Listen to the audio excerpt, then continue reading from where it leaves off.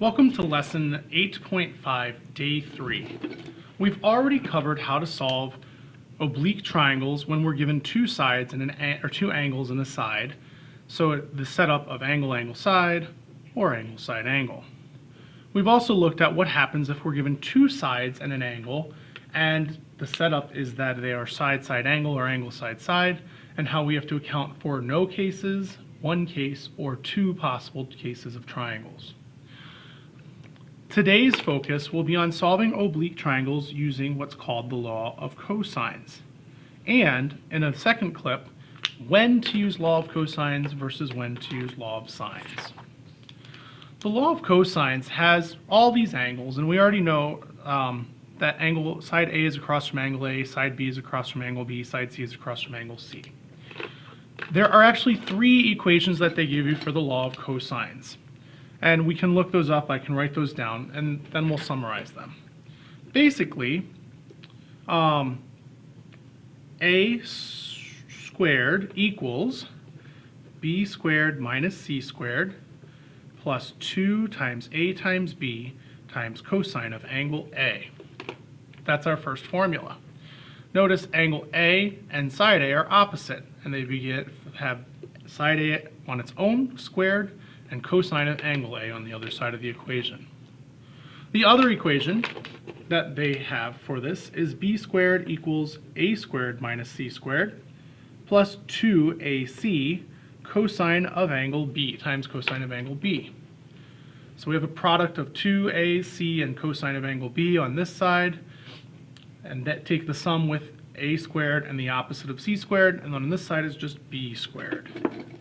And then lastly, we have C squared equals B squared minus A squared. Oh, I have this all wrong. It should be plus. These should be pluses, and these should be minuses. I'm sorry. Please correct that. Please change these to minuses. So it's kind of like Pythagorean's theorem. C squared equals A squared plus B squared, but we're supposed to subtract 2 times B times C times, or 2 times B times A times the cosine of angle C. So those are the formulas for the law of cosine. If you're using angle A, this is what you use. If you're using angle B, that's what you're going to use. If you're using angle C, or if you're trying to find those angles, that's what you use. I don't like memorizing all that. So I simply say, instead of memorizing three formulas, even though they're really the same formula, I say let x, capital X, and lowercase x be what we're solving for one of those. Solve for one when you know one of x, of angle x and side x, and call the other sides y and z. So then I can just memorize one formula. Side x, when squared, is equal to the sum of the squares of the other sides minus 2 times each of the other sides times the cosine of x, the angle that's opposite of this side. So in this case, if C were my x, if I were solving for angle C, I would need to have this number over here, and this would just be a variable. Or if I knew this number and I were solving for this angle, then this would be that's what I just said. If I didn't know the side, that would be my variable. I would have to know this angle, so that would be a number plugged in for that. So I just memorized this formula. I actually memorize it with A squared, B squared, and C squared, and then I just substitute them, but for some people that gets confusing. So you can either memorize all three of these, or memorize these and remember that these have to be opposites. So here's our picture. We have angle C and sides A and B. So I'm going to draw that picture here. I have A, B, and C. I know angle C is 65 degrees. I don't know either of the other angles. I'm going to have to be able to find those. And I do know side A is 5 and side B is 8. So if I want to find this side right here, C, I'm going to have to do the following. Remember, I'm going to use this formula.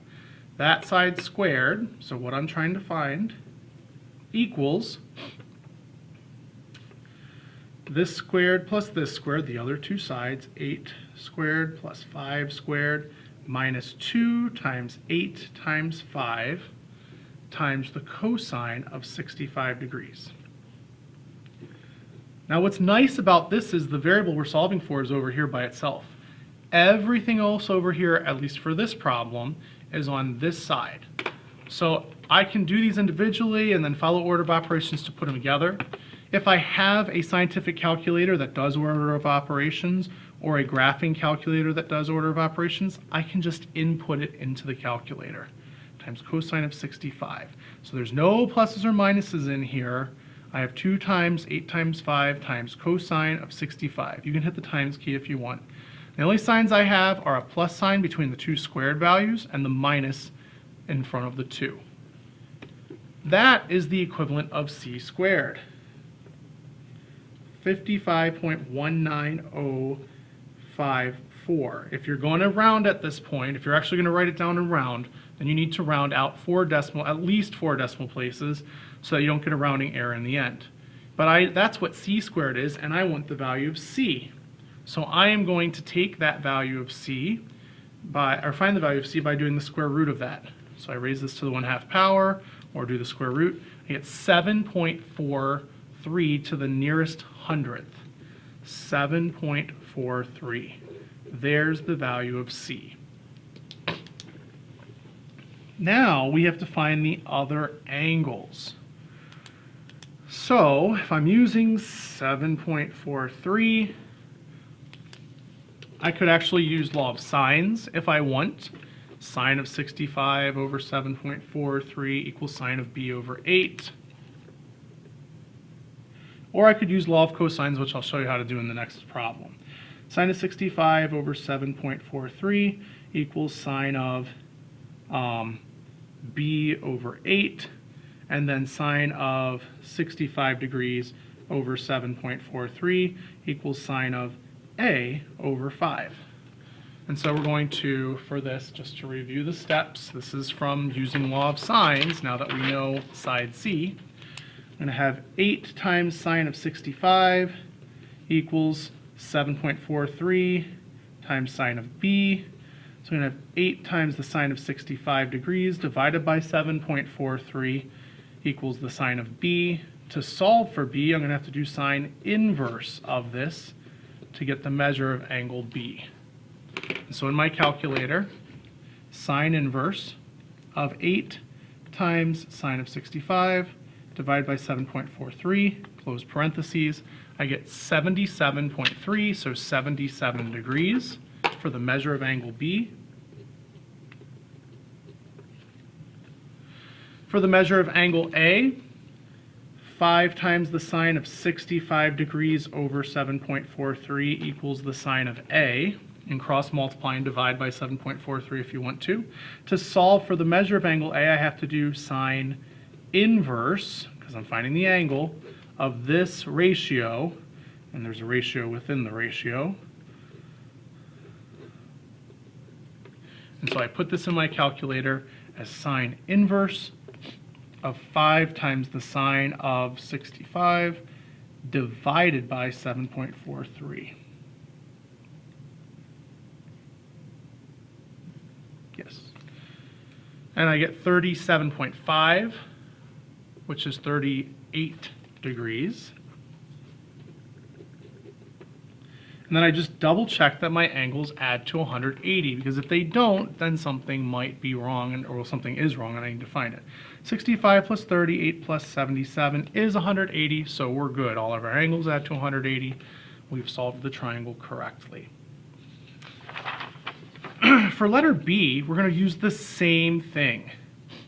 Law of cosines. We're given all 3 sides. So I don't have any angles. I can't use law of sines, because to use law of sines, I either have to have an angle in 2 sides or 2 angles in 1 side.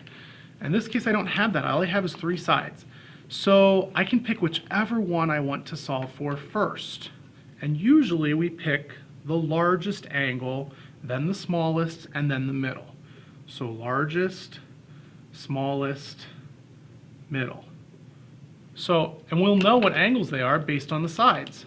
The longest side, even though C is usually the hypotenuse, that's not how they labeled these, the largest angle will be angle A because it's across from the longest side.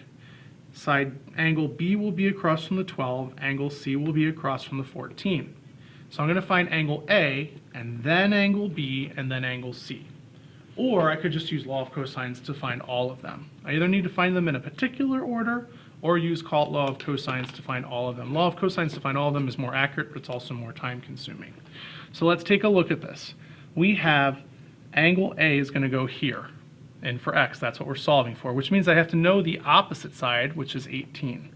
So I have 18 squared equals, the other two numbers, doesn't matter the order, 12 squared plus 14 squared minus 2 times 12 times 14 times cosine of angle A.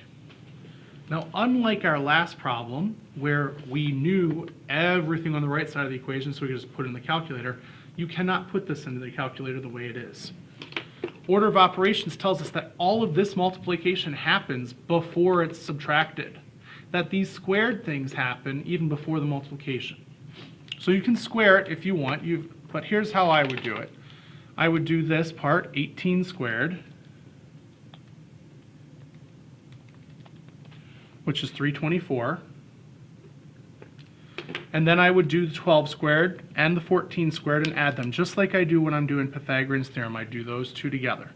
12 squared plus 14 squared, 144 and 196, adds to 340. Minus, I would multiply those numbers together, but don't forget, they're still multiplied by cosine of A. So 2 times 12 times 14 is 336. Now, the biggest mistake that people who are not mathematically minded, or they're just on autopilot, tend to do is they forget order of operations and they actually subtract these numbers. Do not subtract these numbers. Order of operations tells us that multiplication comes before this. Cosine A is like our variable x. This is like 340 minus 336x. I cannot take away the coefficient on the variable. I have to move this over first by subtraction and then get rid of this number using division, the inverse operation of multiplication. So I need to subtract 340 first, and it's not unusual to get a negative number because you're going to have a negative there, which is going to give me a crazy decimal. I don't want the crazy decimal. You can either leave it as, oh no, I'm subtracting. What am I doing? Sorry, 324 minus 340. 324 minus 340 is negative 16 degrees. Now I have negative 336 times cosine of angle A. I do not want to add this. It is multiplied by, so I need to divide by negative 336. That gives me cosine of angle A equals, this will be positive 16 over 336. You're welcome to reduce it, but please don't put a decimal answer because it will give you a rounding error. 16 over 336 is an ongoing decimal value. And so I don't want to, I either need to take all of those digits so that I don't get a rounding error, or at least 4 of them. It's better just to leave it as a fraction. How do I solve for an angle? I have to use the inverse. So the measure of angle A will equal the cosine inverse of 16 over 336. Cosine inverse of 16 over 336 is 87.2, so 87 degrees. We now know this angle. Knowing that angle B is 87 degrees, you can use law of sines. It is much faster. Law of cosines could be used to find A in a similar way, 18, or that is, wait, this is angle A, not angle B, 87 degrees. If I want to, A is 87 degrees. If I want to find B, I could do this whole thing again, but put the 12 here and the 18s here. If I want to find C, I could do the same thing, but make this a C and put 14 here and the 18 and 12 in the other spots and solve. But this way is a little more time consuming, so most people prefer, if they can, to use law of sines. Doing this with law of sines, you should do the smallest angle next and then the median.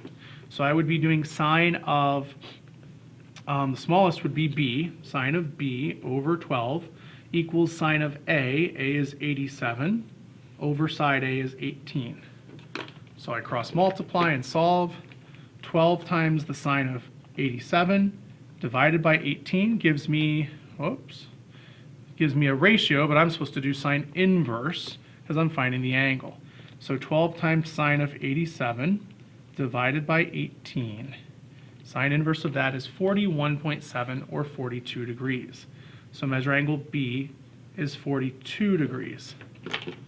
And then lastly, we'd have to find measure of angle C. So sine of C over 14 equals sine of A was 87, over side A, which was 18. So I'm going to cross multiply. I'm going to have to do sine inverse of 14 times sine of 87 divided by 18. This gives me 50.9, which is 51 degrees. 51 plus 87 plus 42 is 180. So I know I have my angles right. Please try this technique for letter C. You'll be comparing answers with your classmates when you come to class. In the next video clip, I will talk about how to identify when to use which.